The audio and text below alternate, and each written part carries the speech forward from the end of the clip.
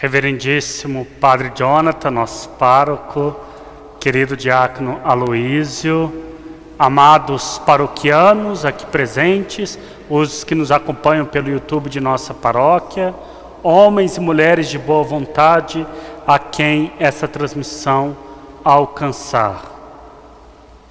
Não fostes vós que me escolhestes, mas fui eu que vos escolhi e vos enviei para que produzais frutos e o vosso fruto permaneça. Justamente nessa temática dos frutos, nós iniciamos esta novena em preparação para Pentecostes. Nós meditávamos há uns domingos atrás sobre a videira e lá se afirmava que só quem permanecesse na videira, o ramo que permanecesse na videira, produziria frutos. A pessoa que permanece com o Espírito de Deus, a pessoa que se deixa preencher pelo Espírito de Deus, naturalmente produzirá frutos. Mas não é uma questão do Espírito entrar ou não. Como nós ouvimos no comentário inicial, no batismo nós já recebemos o Espírito Santo. Quem aqui foi batizado, levanta a mão, por favor. Em todos vocês o Espírito Santo já habita. Ele pode não estar tão explícito devido ao pecado, mas ele está aí, dentro de você. Depois, a segunda ideia que também já foi comentada no início, é que no sacramento do crisma, na confirmação, nós recebemos de forma explícita 7 dons, que nos são dados gratuitamente por amor através do Espírito Santo. E o Catecismo da Igreja, fundamentado na carta de São Paulo aos Gálatas, vai nos falar que as pessoas preenchidas pelo Espírito Santo, que são alimentadas por esses 7 dons, naturalmente elas possuirão e produzirão 12 frutos. Não por mérito próprio, mas por gratuidade do Espírito Santo. É necessário deixar isso bem claro. Jesus no Evangelho de hoje fala de forma bem explícita: não fostes vós que me escolhestes, fui eu que vos escolhi. Sempre o protagonista é Deus.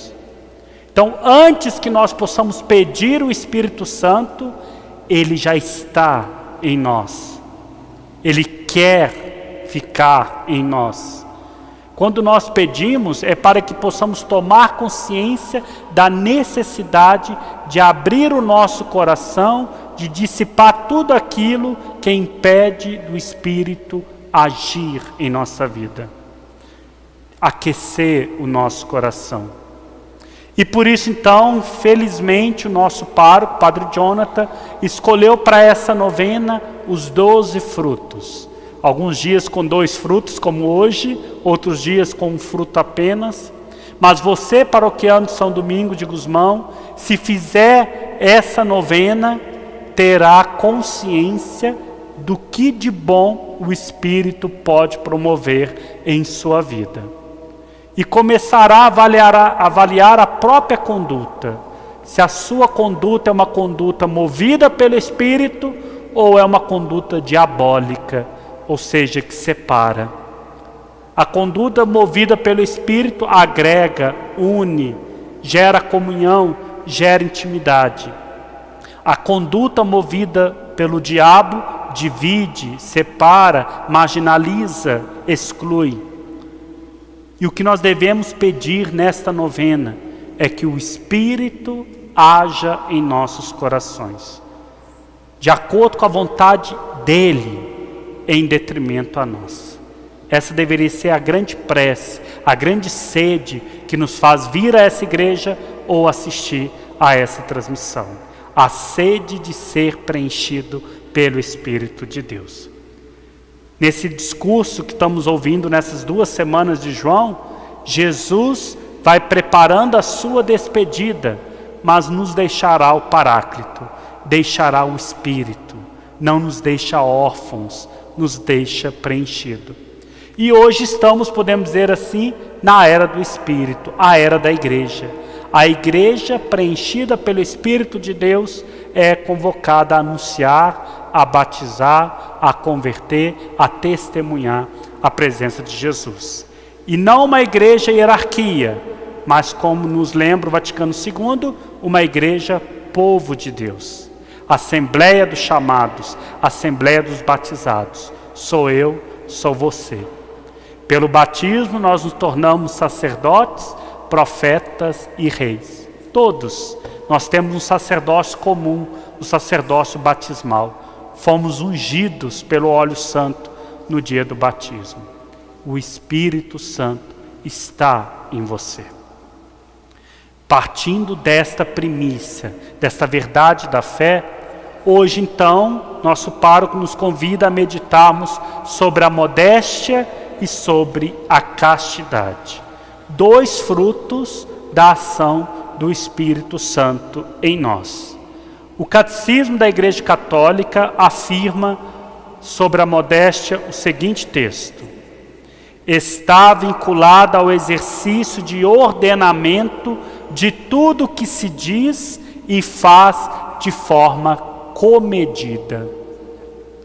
Então, segundo o Catecismo da Igreja, modéstia é a capacidade que nós temos de interagir com o meio, de interagir com o mundo, de interagir com as pessoas, tendo um equilíbrio na fala, tendo um equilíbrio nas condutas, tendo um equilíbrio, como vai dizer mais para frente, na vestimenta e nas ações, para que se revele Deus em tudo que você fala e em tudo que você faz.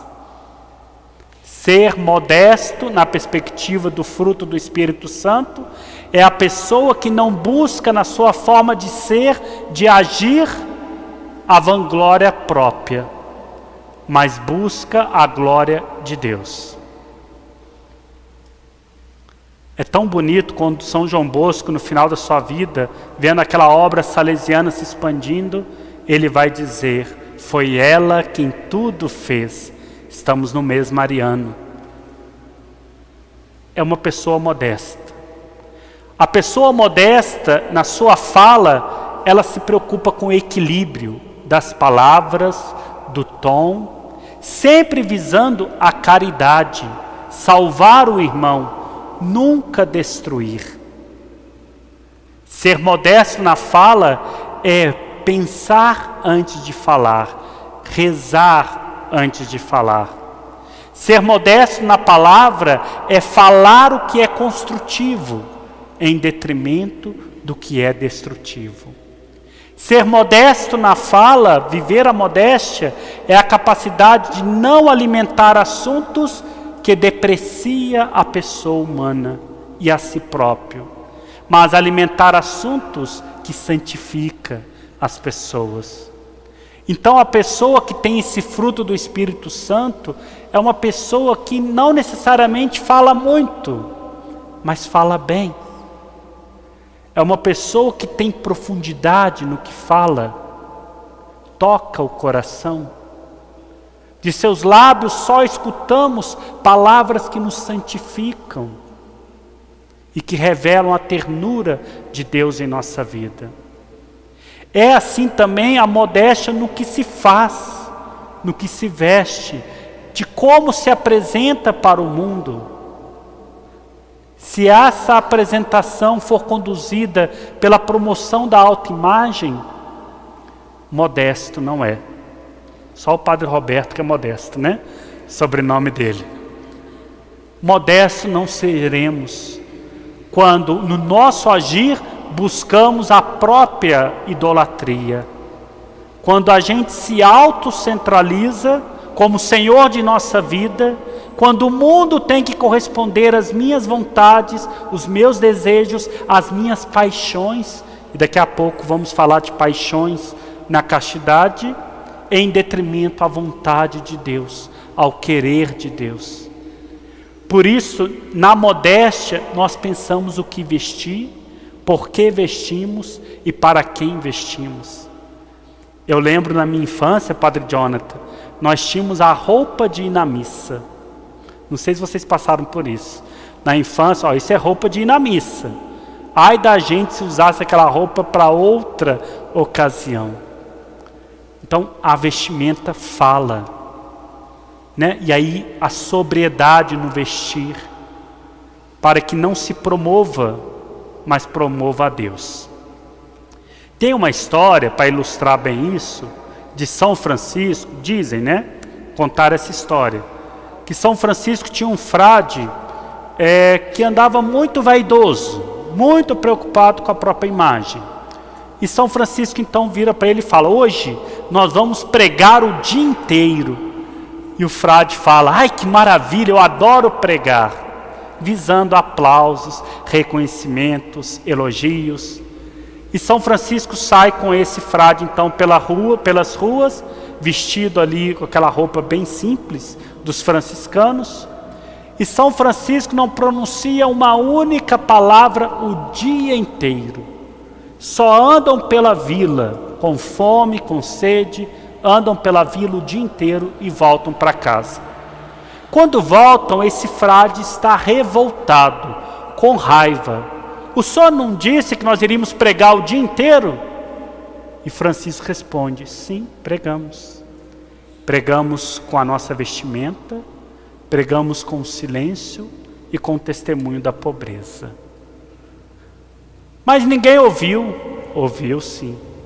E diz a tradição que depois dessa cena, muitas pessoas daquele povoado doaram seus bens, compartilharam com os pobres, e foi a pregação mais frutífera que Francisco fez naquele tempo. Para mostrar então a modéstia no falar, a modéstia no vestir, a modéstia no agir. A modéstia é o pudor que acompanha todo cristão, porque nele habita Deus. Então sempre antes de agir, de falar, de ter uma postura, o que Deus faria, como que Deus quer que eu age neste dia, nessa decisão, o que Deus decidiria, o que Ele falaria. Isso é modéstia. Modéstia é reconhecer que você não é Deus, e que nem tudo de bom que você faz é mérito seu, é também graça de Deus. Então a pessoa modesta, ela faz o bem, não porque tem como finalidade o reconhecimento, mas faz o bem pelo bem que ele gera. E faz o bem porque primeiro recebeu o bem de Deus. O modesto é um coração generoso, agradecido. Por Deus ser tão bom em minha vida, eu não consigo ser de outra forma do que bom para as pessoas que me circundam. Porque primeiro eu experimentei a bondade de Deus. Por Deus ter me perdoado tanto nos meus erros, eu não consigo não perdoar alguém, porque transborda do meu ser o perdão que eu recebi. Por Deus ter me dado o necessário para eu viver, eu não consigo acumular, vou partilhar, porque Ele foi generoso comigo, e eu não consigo não ser generoso. Esta é a modéstia, que nos traz o equilíbrio do corpo, que nos traz o equilíbrio da fala, nos evita o pecado do exibicionismo, das vulgaridades e de tornar o outro mera mercadoria consumível. Vamos para o segundo fruto desta noite, a castidade. A castidade está vinculada ao que há de inferior em nós, que o catecismo chama de paixões. E o triste, quando essas paixões são desordenadas, quando elas nos tiram da ordem do equilíbrio espiritual, emocional, afetivo, sexual. Quando nos tira da ordem de Deus, de nos reconhecer criaturas de Deus e temos o nosso amor voltado para Deus. A castidade nos refreia em relação àquilo que é ilícito. A castidade disciplina as nossas paixões, os nossos desejos. Uma alma que produz o fruto da castidade é uma alma angélica, ou seja, é uma alma de anjo. A pessoa que procura viver a castidade se assemelha aos anjos. O casto já antecipa aqui o gozo da eternidade, porque ele vive totalmente voltado para Deus. Ele é de tal forma amado por Deus que o ama também, e isso basta. Deus é amor. Nenhuma outra paixão ocupa sua mente, porque é uma pessoa realizada em Deus. Para viver bem a castidade é necessária uma boa prática de continência, uma disciplina interior e exterior, que favoreça a busca da castidade. E aqui nós entramos então no instrumental necessário para a castidade, a continência, a disciplina de ter consciência das paixões e controlar, evitar, canalizar para uma conduta santa. E ser casto aqui, gente, não é uma faculdade para religiosos e padres. Todos nós somos chamados a viver a castidade, não compreendida como ausência de prazer, de relações sexuais, ou compreendida como privações. Não. Castidade é compreendida como uma liberdade para amar mais. E aqui prestem atenção, eu estou falando de liberdade, não de libertinagem. A libertinagem busca paixões, vontades, desejos, fantasias. A liberdade procura o amado ou a amada. Quem é livre, ama. Quem é escravo das paixões, apenas gosta, tem prazer, desejos. Um casal é chamado a viver a castidade, porque o esposo vê na esposa o rosto de Cristo. E no dia do matrimônio ele dedicou todo o seu amor, suas energias, suas vontades, seus desejos, toda a sua mente para a amada, e vice-versa. O esposo é o rosto de Cristo para a esposa. E só quem se deixa conduzir pelo Espírito Santo conseguirá viver essa castidade, de um amor exclusivo ao amado ou à amada. O religioso, o padre, vive esse amor exclusivo a Deus. E ele tem que se realizar neste amor, porque só Deus basta. E o Deus que está na sua esposa, basta. O Deus que está no seu esposo, basta. Isto é castidade. Você conseguirá essa virtude por esforço próprio? Não. Por graça de Deus. Pela ação do Espírito Santo. Porque você é finito, finita, pecador, pecadora como eu. Por isso que ao meditar os frutos nesta noite, nós devemos pedir a Deus a graça de não nos faltar a modéstia e não nos faltar a castidade. Tem uma afirmativa sobre a castidade que me incomoda muito, me provoca muito a rezar. Diz assim, abre aspas: os que fazem tudo quanto é permitido, acabarão por fazer o que não é permitido. Fecha aspas. Tudo posso, nem tudo me convém.